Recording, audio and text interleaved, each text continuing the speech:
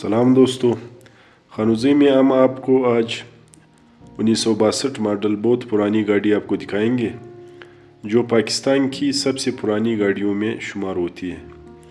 ये अभी तक इसका मालिक इसे चला रहा है और कुछ न कुछ इसको मेंटेन रखा है।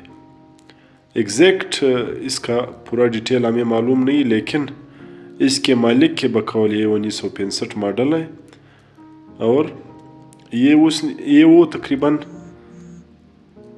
30-35 साल से चला रहा है।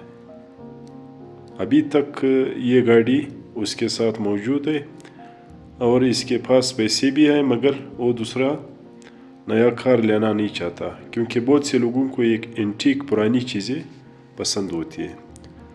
तो इस कार का मुकम्मल रिव्यू हम आपको कराते हैं। ये पाकिस्तान के पुराने तरीन कार्स में से एक है।